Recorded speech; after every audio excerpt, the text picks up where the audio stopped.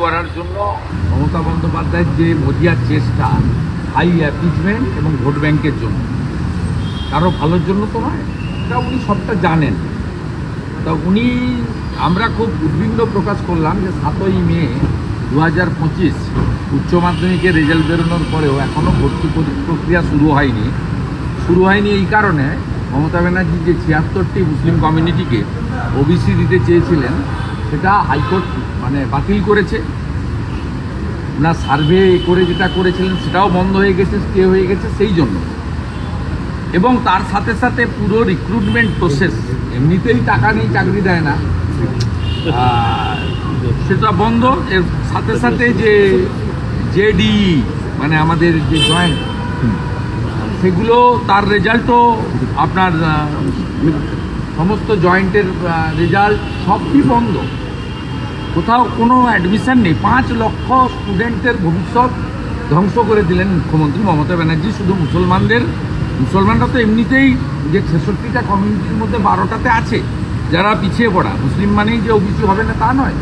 তো উনি যাদের করতে চেয়েছিলেন তারা ওবিসি তালিকায় আসতে পারে না। এই জন্য ওনাকে আমরা সব বলেছি।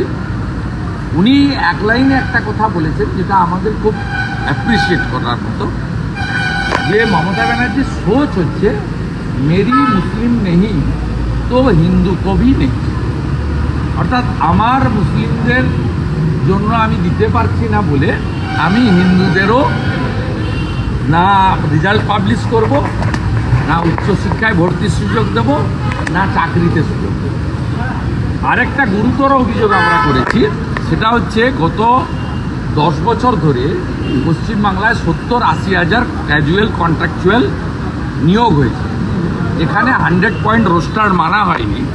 তার ফলে 22% শিডিউল কাস্ট, 6% শিডিউল ট্রাইব এবং 7 আর 10 মিলে ওবিসি, এরা প্রত্যেকে বঞ্চিত হচ্ছেন।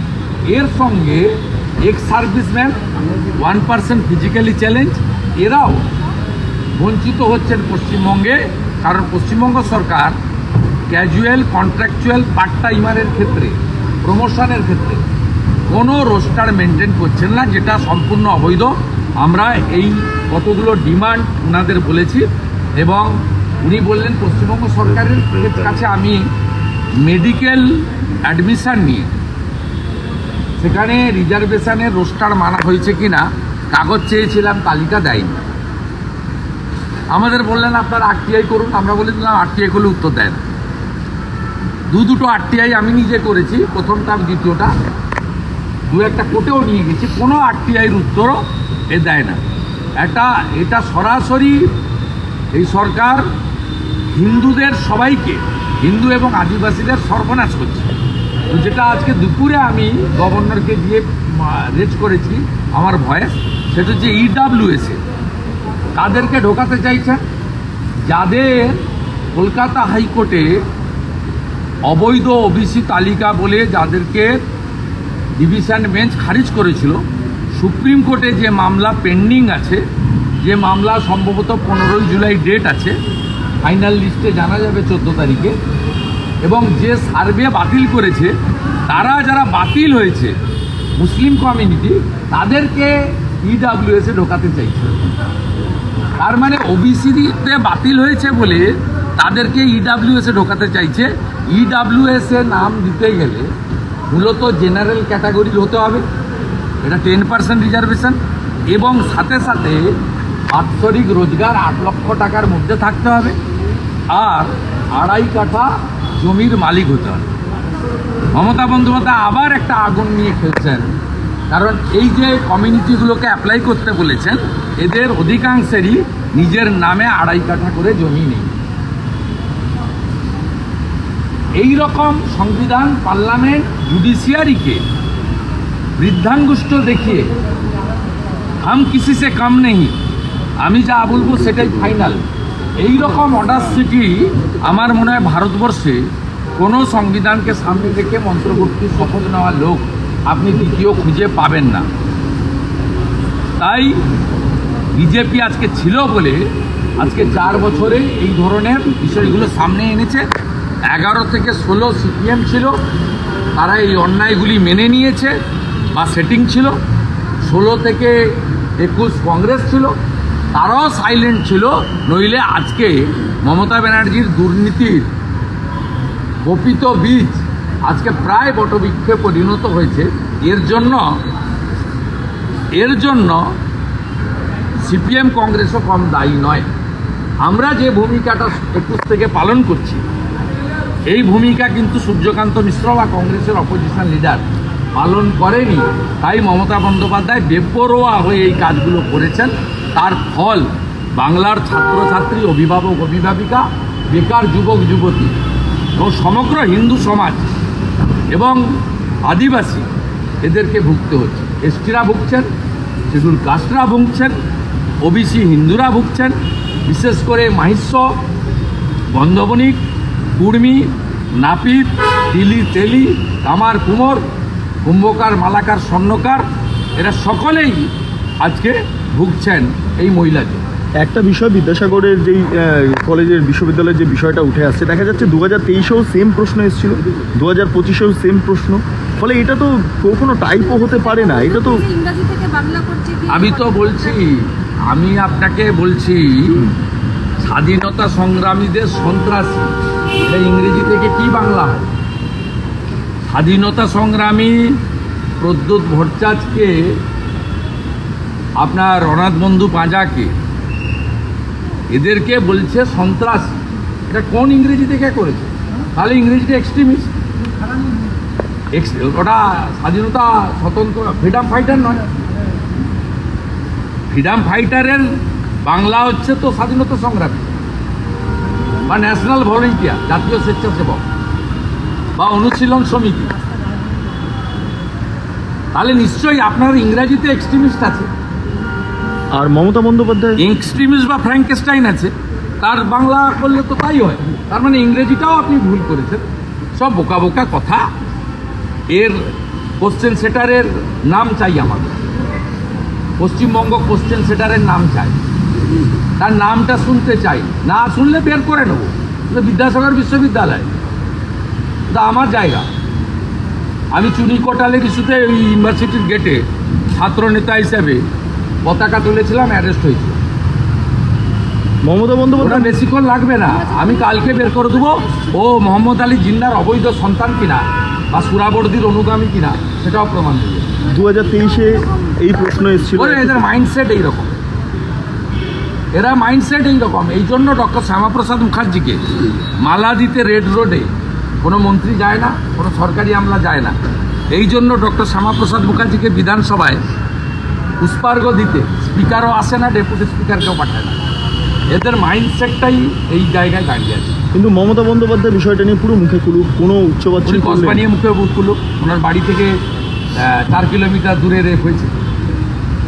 ওনার ভাইরা করেছে, ভাইপোরা করেছে। উনি তো এখন আর ভাই জায়গায় নেই, কারণ পিসি। ওনার ভাইপোরা করেছে, নাতিরা করেছে। উনি বলছেন আলিপুর সেন্ট্রাল জেলের যে সমস্ত মিউজিয়াম আছে সেই মিউজিয়ামটা সরানো হবে, সেই বিষয় সম্পর্কে বিশেষ নজর রাখা হবে। তাহলে তো আলিপুর সেন্ট্রাল জেল তো বিক্রি করে দিয়েছে। এই যে আমি যেখানে দাঁড়িয়ে আছি তাজ বেঙ্গলের পাশে পশু হসপিটাল বিক্রি করে দিয়েছে। এখানে গুরুর সামনে এখানকার চিড়িয়াখানার পশুদের জন্য একটা বড় হসপিটাল ছিল, যেটা কিছুদিন আগে বাঁকুড়ায় দেখবেন একটা হাতি বাঘ ধরা পড়েছিল, আপনার উড়িষ্যা থেকে চলে এসেছিল ভিতরকণিকা থেকে। তাকে এখানে প্রাইমারি চিকিৎসা করে তারপরে উড়িষ্যা নিয়ে যায়। এটা বিক্রি করে দিয়েছিল। বাকি আপনার এই খিদিরপুরে যেটা আগুন লাগালো ওটা বিক্রি করে, ওটা পাচ্ছে না, প্রতিরোধ হচ্ছে। আচ্ছা, একটা বিষয়, এসএসসি মামলায় রাজ্যের আবেদন খারিজ, সিঙ্গেল বেঞ্চের যে রায় সেটা বহাল রাখলো হচ্ছে বিচারপতি সোমেন সেনের ডিভিশন। কোর্টে বিচার হয় আইন মেনে। সুপ্রিম কোর্ট বলেই দিয়েছে যে 4টে ক্যাটাগরি বাদ যাবে। প্রথম হচ্ছে 2022 সালে এক্স জাস্টিস অভিজিৎ গাঙ্গুলির কথা মানলে 19,000 মরতো না, 26,000কে মেরে দিয়েছে মমতা, 1 নম্বর। দ্বিতীয় নম্বর হচ্ছে কালকে 1800 জন অযোগ্য বলে লিখেছে, যে সংখ্যাটা অনেক বেশি। 4টে ক্যাটাগরিতে যারা পড়বে তারাই অযোগ্য। এক হচ্ছে টেম্পারিং অফ ওএমআর, দ্বিতীয় হচ্ছে র্যাঙ্ক জাম্পিং, 3 হচ্ছে প্যানেলের যে মেয়াদ ছিল তার বাইরে যারা রিক্রুট হয়েছে, 4 হচ্ছে out of panel. Supreme court clear বলে দিয়েছে এবং এই সংখ্যাটা 7,000। ওসব বোকামি করে লাভ নেই। আপনি এখনও টাকা দেওয়া লোকদেরকে আর তৃণমূল নেতাদের আত্মীয়দের বাঁচানোর জন্য শেষ চেষ্টা করছেন। আপনার শেষ চেষ্টা ব্যর্থ হবে। আপনি যাবেন পশ্চিমবঙ্গ থেকে, আপনি যাবেন। ইলেকশন কমিশন যদি ঠিকঠাক ভোট করাতে পারে, আপনাকে কেউ বাঁচাতে পারবে না। আইপ্যাকও পারবে না, আপনার ভাইপোও পারবে না, আপনার রাজীব কুমারও পারবে না, আপনার মনোজ বার্মাও পারবে না, আপনার শকত শাহজাহানরাও পারবে না। কমিশনের প্রসঙ্গ যখন এলো, মহামৈত্র একটা সুপ্রিম কোর্টে স্টে পাইনি, হ্যাঁ। তো সব চলবে। বিহারে তো চলছে, পুরো দমে চলছে। এখন অবধি 40% থরো এনামোরেশন হয়ে গেছে, বাকি জুলাইয়ের মধ্যে কমপ্লিট হয়ে যাবে। কমিশন সূত্রে জানতে পারছি তারপরে 1 আগস্ট পশ্চিমবঙ্গে হবে। পশ্চিমবঙ্গে হবে পয়লা আগস্ট। হওয়ার কথা, কেন হবে? সব জায়গায় হবে। কত ভোটার বাদ দিতে পারে? রোহিঙ্গা মুসলমানদের বের করানো হবে, সেটা আমি জানবো। রোহিঙ্গা মুসলমানদের ভারতে ঠাঁই হবে না। বিমান ব্যানার্জি ভূপালে যাবেন কালকে, তালিকা নিয়ে যাবেন। বাংলা বললেই সে বাঙালি হয় না। রোহিঙ্গা মুসলমান কক্সবাজারে ছিল, তারপরে ঢুকে পড়েছে পশ্চিমবঙ্গে। আপনার পিসি খালা 540 কিলোমিটার জায়গা বর্ডার রাখেনি, ওটা ভারতে ছড়িয়ে পড়েছে। এখন অবধি 3 লক্ষ লোককে পুশব্যাক করেছে বিএসএফ। রোহিঙ্গা মুসলমান পশ্চিমবঙ্গে কেন? ভারতের কোথাও থাকবে না, থাকবে না, থাকবে না। নরেন্দ্র মোদীজি আছে এখানে, শরণার্থীরা সুযোগ পাবে, অনুপ্রবেশকারীদের ঘাড় ধাক্কা খেতে হবে। বলছি কত রোহিঙ্গা পশ্চিমবঙ্গে আছে মোটামুটি? আমি কি করে গুনবো? প্রচুর আছে, 16 থেকে 21। যে জাম্প হয়েছে পপুলেশনে, কোন কোন জেলা? কোচবিহার জেলা, মুর্শিদাবাদ জেলা, উত্তর 24 পরগনা জেলা, দক্ষিণ 24 পরগনা জেলা, নদিয়া জেলা, পূর্ব বর্ধমান জেলা, বীরভূম, 10টা জেলাতে পপুলেশনের যে জাম্প 16 থেকে 21 সাল হয়েছে, ভয়ঙ্কর। আপনি আজকে দেখবেন আমাদের আইটি প্রমুখ অমিত মালবিয়া একটা পোস্ট করেছে, বিহারের কিষানগঞ্জ, কাটিহার, দারভাঙ্গা, আরারিয়া, তার জাম্পিংটা দিয়েছে, সব মুসলিম ফ্রন্ট ডিস্ট্রিক্ট। এখানেও কোচবিহার, সাউথ 24 পরগনা, নর্থ 24 পরগনা, মুর্শিদাবাদে যে জাম্পিং হয়েছে কমপ্লিটলি মুসলিম, এবং এরা মূলত বাংলাদেশ থেকে এসছে। আমি আপনাকে বলছি, আমি সংখ্যা বলতে পারবো না, যে lakhs of fake voters, those who are coming from Bangladesh, they are mostly Rohingya মুসলমান। এদের কপালে দুঃখ আছে। Hats off to election commission, ভালো করে চেপে ধরুন। ভোটার তালিকা বিএলও দিয়ে শুরু করেছেন, ভোটার তালিকাটা চেপে ধরুন। আর আমার কাছে যে মেটেরিয়াল আছে 2024-এর লোকসভা ভোটে সিসিটিভিতে কি করেছে, আমি আপনাদের 5-6 দিন পরে একটা ভালো করে প্রেস করে আমি তথ্য দিয়ে দেখাবো। প্রত্যেকটা ফেজে 5000 করে ক্যামেরা বন্ধ করেছে। 2 ঘন্টা দুপুরে, 2 ঘন্টা শেষে, 4টে থেকে 6টা। ডায়মন্ড হারবার থেকে শুরু করে কি করেছে লাস্ট ইলেকশানে আমি আপনাকে দেখিয়ে দেবো। কালীগঞ্জে করতে পারেনি, আপনাদের বলে দিলাম এরা কিভাবে ভোটে জিতেছে। আমি তথ্য দিয়ে আপনাদের প্রমাণ করব। চোর মমতা শুধু সারদার টাকা চুরি করেনি, ভোট চুরি করেছে, সব চুরি করেছে, ক্যামেরাতেও ফোর্স করেছে। মমতা ব্যানার্জি মিন্স চোর, সবাই জানে। মমতা ব্যানার্জি তার সরকার চালায়, তার দল চালায়, তার দলে পার্থ চ্যাটার্জি যে জেলে আছে, সে চুরির ভাগ মমতা দিয়েছে। অতএব যদি একটাই পোস্ট, বাকি সব ল্যাম্প পোস্ট হয়ে থাকে, চুরির দায়িত্বটাও ওই পোস্টের, ল্যাম্প পোস্টের। আজকে সুপ্রিম কোর্ট বললো না এই ভোটার তালিকা নিয়ে, যে সেখানে আধার কার্ড, রেশন কার্ড এবং সুপ্রিম কোর্টের ইনিশিয়াল যে অবজারভেশন, এটা ওয়েলকাম করার মতো। যে উদ্দেশ্য নিয়ে মহুয়া মৈত্রকে পাঠিয়েছিল যে বিহারে আটকে দাও যাতে বাংলায় না হয়, স্টে দেয়নি, উই আর হ্যাপি। বাকিটা সুপ্রিম কোর্টের উপর ছেড়ে দেন, সিনিয়র জাজেদের বেঞ্চ, এবং তারা জানে। এবং ইলেকশন কমিশনের আজকে সওয়াল দেখছিলাম, তারা ফুল প্রিপেয়ার্ড হয়ে উইথ ডকুমেন্টারি এভিডেন্স গেছে, পারসেপশনের উপর যায়।